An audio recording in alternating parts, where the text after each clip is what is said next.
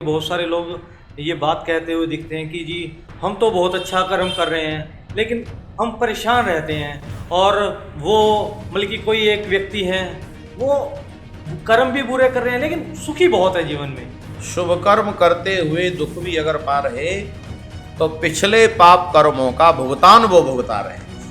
अच्छा, देखो कितनी बढ़िया बात कह दी है कि यदि कोई व्यक्ति शुभ कर्म करते हुए दुख पा रहा है तो इसका मतलब यह नहीं है कि वो सुखों का फल पा रहा, अच्छे कर्मों का फल पा रहा है।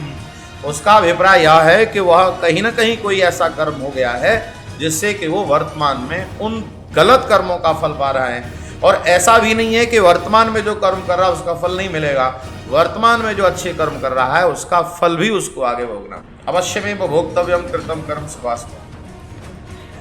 शुभ और अशुभ जो भी कर्म करता है व्यक्ति उसका फल भोगना पड़ता है। तो दो प्रकार के होते हैं,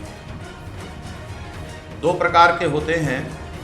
एक होते हैं जिन्हें हम सकाम कहते हैं, इसको होते हैं निष्काम कहते हैं। और ये सकाम कर्म भी होते हैं, ये भी तीन तरह के होते हैं। सकाम कर्म होते हैं, शुभ कर्म होते हैं, अशुभ कर्म होते हैं और मिश्रित कर्म होते हैं। तो ये जो शुभ कर्म होते हैं ये तो सीधा सीधा पता चलता है शुभ कर्म।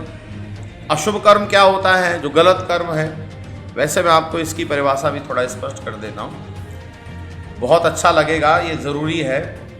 आजकल शुभ कर्म लोगों की अपनी मान्यता है, माने मुझे अच्छा लग रहा है तो शुभ कर्म है और मुझे अच्छा नहीं लग रहा है तो वो अच्छा नहीं है या शुभ कर्म नहीं है। लेकिन बहुत अच्छी परिभाषा महर्षि दयानंद सरस्वती जी ने दी, जिन कर्मों से मुझे सुख मिलता है उन्हीं कर्मों से आपको भी सुख मिलता है, उन्हीं कर्मों से दूसरे मनुष्यों और दूसरे प्राणियों को सुख मिलता है, उसको शुभ कर्म है। और जिन कर्मों से किसी को भी दुख मिलता है उसको अशुभ कर्म कहते हैं। एक बात और, मिश्रित कर्म किसे कहते हैं? तो जाने अनजाने में, जाने अनजाने में नहीं बल्कि हम शुभ कर्म करने का उद्देश्य लेकर चल रहे हैं और कहीं अशुभ हो जाए तो उनको मिश्रित कहते हैं। पूरी वीडियो देखिए हर्षित शर्मा चैनल पर।